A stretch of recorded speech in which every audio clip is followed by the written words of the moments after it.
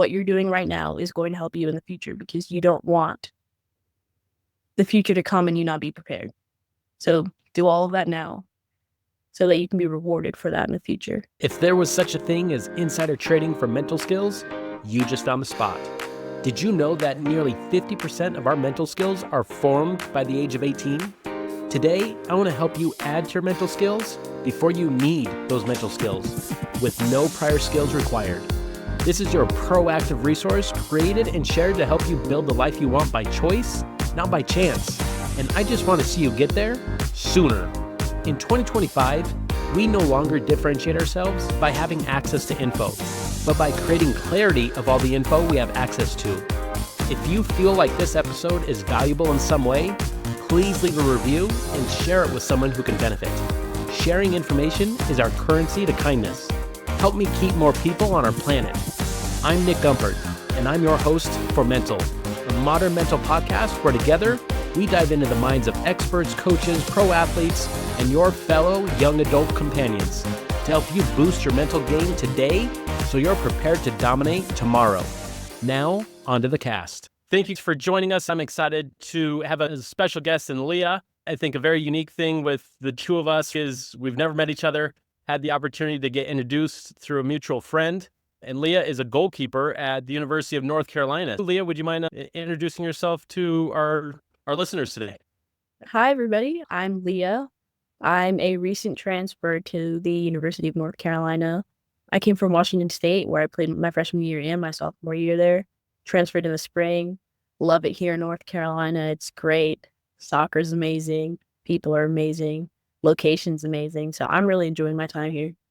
Liya, let's get started right into the bulk of it, the meat of it, because I think this is such a unique space that you have the opportunity and you earned the opportunity to be where you're at. It's not just a winning program. It's like a serial winner, right? You won what? This last year was the 23rd. Is that right? 23rd National Championship? I think so. Word of the day is success. What is your thoughts, being that, again, you occupy a roster spot in a program that has the history that it does and just coming off a national championship? How do you handle success to say, I'm hungry to go after it again, versus this is not a program that's just content, right, on a handful of them? Thoughts? I feel like success is something that you have to find within yourself. It's not something that someone can just throw on you. You have to want it for yourself. You have to know what it feels like. Once you get the taste of success, it's a little addicting, I might say. So especially like playing soccer, you want to be successful. I don't really think at this level there's anybody on any team who's just okay with being, okay. They all want the best for themselves. They all want to win. So for me personally, with success and trying to continue and make sure that I remain successful, I like to pick out what I did right. Say it could be anything. Like, I'm making a catch. Okay, great. I use my fingertips on the ball. I know that helped me become successful. So I need to make sure for the next rep, I do the exact same thing. And then to become even more successful, you pick out what didn't necessarily go right in your last successful attempt. So maybe I wasn't balanced, but I still made a catch. Now I'm using my fingertips and making sure that I'm balanced on the next rep. So you just kind of take yourself to the next level by being able to recognize what makes you successful and then being able to apply that in the future. So 2 follow-up questions. One, how about individually when it comes to your personal growth? Do you really just rely on yourself to say, okay, I know my areas of improvement? Or do you feel like I need that outside opinion, whether it's your goalkeeper coach, your head coach, maybe it's a mixture, to say, hey, Liya, these are your areas of improvement and you really need to hone in on this, whatever this is, over the next 6 months, over the next year, over the next 2 months? What does that progress look like? Again, when you're at the top, there's only one way to go from there, right? You don't have a whole lot of directions to choose from. So where does that come from, that development for you personally? I mean, I'm a very blunt person when it comes to the tactical side of the game. So I want to know from other people, other eyes, obviously coaches, even teammates, what they see that didn't necessarily look right to help me fix that in the future. So constantly, we had practice this morning. I was going for a ball. I didn't get there. My goalkeeper coach tells me, hey, step up quicker. You were in the same exact like spot when the ball was kicked as when she received it initially and she took a touch forward. So like it's you have to be open 24/7, and you also have to realize that there's no hard feelings when it comes to any of this stuff. It's, other people can see what you can't in the moment. So you have to be able to take that and use that for yourself. Follow-up question on that response. You said there are no hard feelings. How do you develop that? Because I think for the 16-year-old boy or girl listening to this right now, there's like, yeah, I know I need to not take it so personally, but what is it that's helped you find that distinction from a mental standpoint, right? Because it is really mentally to make that distinction. What helps you get there and be comfortable with it versus, oh, they're picking on me? I think the biggest thing is trust. You have to trust that your coaches want the best for you. Obviously, they do. They want nothing more than the success of the team. You guys show up at the same time. You're dedicated to your sport. Everyone's coming together as a collective to be the best that you guys can be at a certain thing. So, because you know that every single person around you wants nothing but for you to succeed, these things that they're telling you are going to help you. So sometimes you may be like, oh, like, I don't know about that, but you can watch it back. You have film and you go, oh, maybe they were right. And they're not going to tell you something that's going to hurt you, right? It's just, it's about being able to take that feedback and realize that they're trying to help the team as a whole. Couldn't agree more on that one.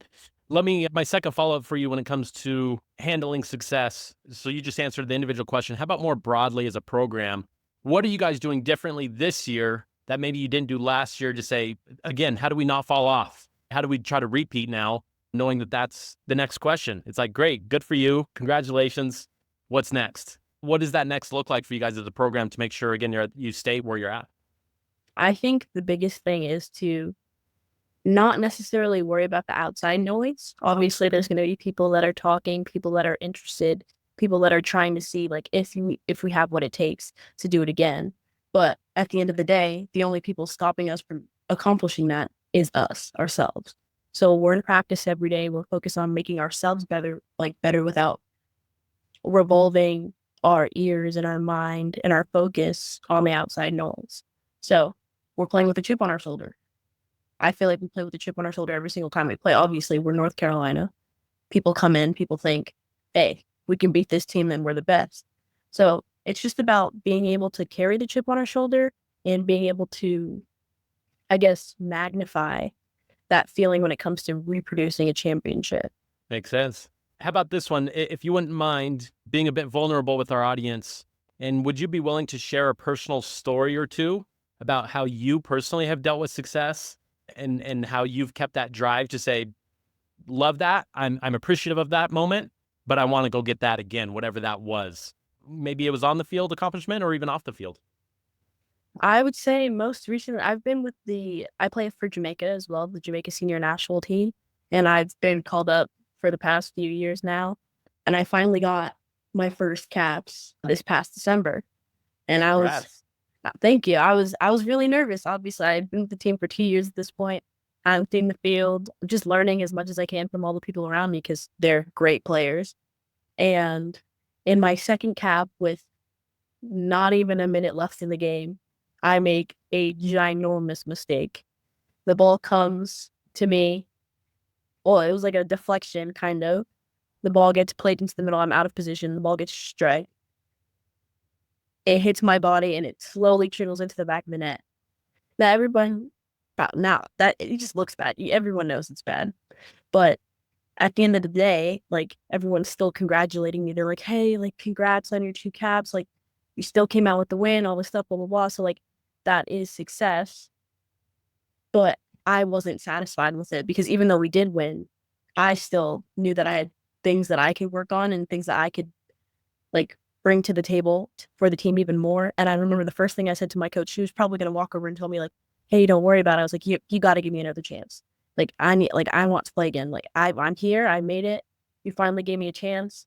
I want it again. Like I will do what it takes to get another cap. So the next camp I come in, I get another chance to play and we win again. So I think even though you may find like team successes like individually, that's what I was like. I was now worried about the individual. We took care of what we needed to do as a team, and now I need to make sure that going forward, I can produce for them as much as they produce for me. So, yeah. Love that example. And I guess to piggyback on that, not that I have a personal story that I was going to share, but that confidence, I feel like you speak straight to that without maybe using that term. It's that inner drive to say, I want that next opportunity versus saying, wow, I got my first cap, and you're sitting on it and be like, I'm good. I'm all right. It's like, no, I want to go out there again, and I want to get that second one, and I want to earn that opportunity to do so. And I feel like that's 100% just another attribute that why do people at the top stay at the top for so long? What you just alluded to, and again, that confidence piece to not settle, right? And be content and get to that stage. I think such a key piece of it. Let's navigate to a question from our audience, and it's this: how or what do you do to control your emotions in high pressure environments when you know your best is expected and or you're competing against the best? Oh, that is a great question. I would say, at least for me, I embrace it. I feel like I've noticed that when I'm quite nervous, I tend to perform better because I'm less in my head and having to rely on my actual skill and the muscle memory that I've created with the countless hours of training that I've put in. So I've learned to embrace it. It doesn't work for everybody. Some people have to, listen to music and calm themselves down and like really like have these positive messages for themselves. But I need to stay loose. I've noticed that once I start thinking about it too much, I get too much in my head. Like I just need to just play. Specifically like on the field, if I notice that like I've made a mistake or something, I just use the next time that I touch the ball to hold myself back in to really ground myself and then forget about it and move forward. So I like to embrace it. It doesn't work for everybody, but that's how I've learned to get forward. Hey, quick thought. If you're a frustrated, uncertain, or overwhelmed young adult, you might be thinking this info isn't relatable. But here's the truth. For things to change in your life, something has to change in your life. And that you can do. Being intentional about changing your environment and surrounding yourself with more voices like this podcast will help you streamline your individual growth. Now, let's get back to the cast. I love that. And if I can put you on the spot when it comes to embracing, how about you alluded to what you do maybe after a situation. What about before the game's even started? And you're trying to embrace those emotions of saying, okay, I know my best is needed to play, whether it's for the national team or UNC. What are you doing mentally to embrace it? Like, what are you telling yourself, or what are you doing maybe from a routine standpoint to embrace it? What technique might that 15-year-old girl be able to be like, I can do that. I don't have to wait till I'm hopefully at UNC one day to do that. Like, I can do that with my club team today. Thoughts? I just like to distract myself. That could be chewing gum, put a piece of gum in your mouth, and focus quite a bit. I've noticed, I don't know the science behind it, but someone told me that before and I tried it and it really works. Chewing gum, honestly, if you have like a little calm game that you can play on your phone beforehand, something to really just like take yourself out of your head and just kind of, I guess, stimulate your mind as well. So you're not just like cooped up in a corner, not doing anything. Listening to music works for a lot of people. I tend to replay the same song over and over and over and over again until like I can listen to the song all the way through and just be focused on the words and not be thinking about what I'm supposed to be doing or what lies ahead. Because once you step out onto the field for once, that's when you're locked in. That's when you're ready to go. But anything beforehand, you're preparing yourself. You have to remain calm because you don't want to psych yourself out before you step out there. Yeah, love that. No, and appreciate that. I mean, I asked for one and you gave three. So for our listeners out there, rewind that and listen to that again, because it's like maybe this one didn't work for you, but she just gave you two other options. I think all brilliant avenues to go down for sure.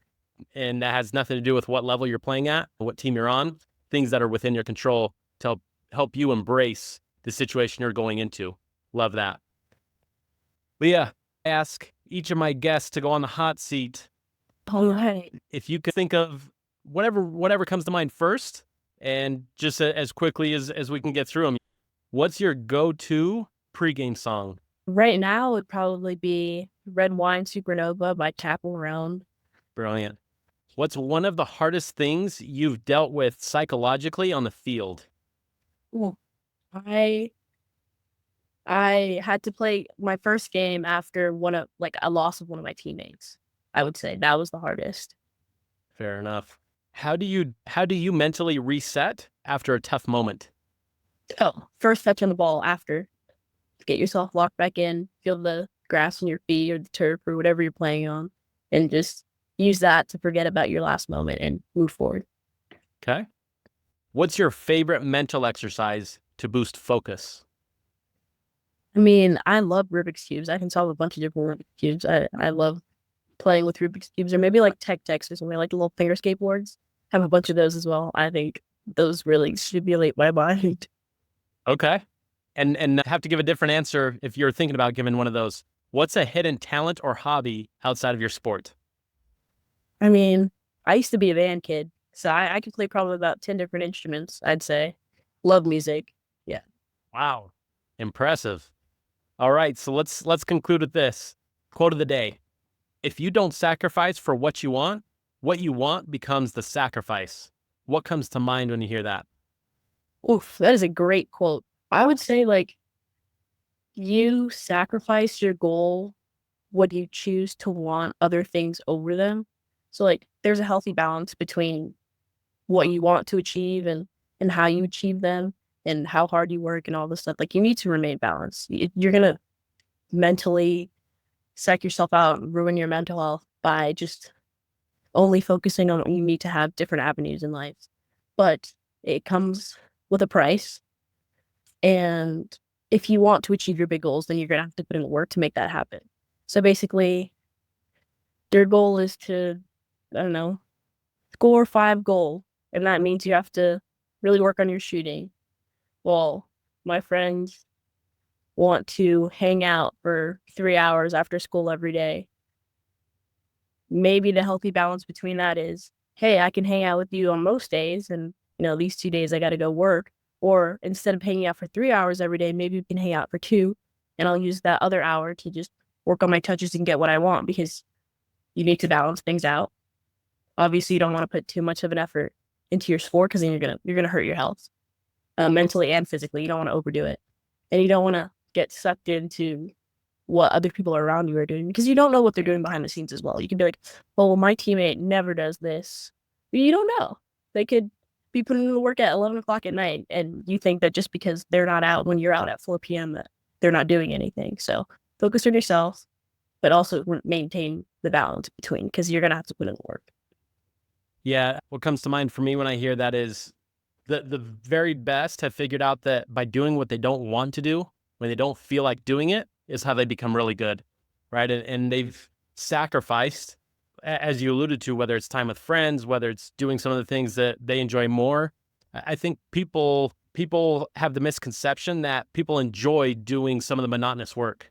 I don't know that anybody enjoys it. They just see it as a means to an end, right? I need to get through my training regimen of the weight room. I hate weights, but I know I'm going to put in my 30 minutes or 45 minutes or an hour because of what comes on the back end of that. And they're able to mentally work through that and say, I'm going to do that stuff I don't enjoy, even if I don't feel good today, because I know what comes on the back end. And I think a lot of people are willing to sacrifice that uneasiness that I don't like doing that for, I'll do something more enjoyable. And then I heard this other quote one time. It's, we all experience pain. Do you want to experience the pain on the front end by investing time into something, or do you want to experience pain on the back end, the pain of regret, the pain of I wish I would have done that, right? At the end of the day, it's a choice.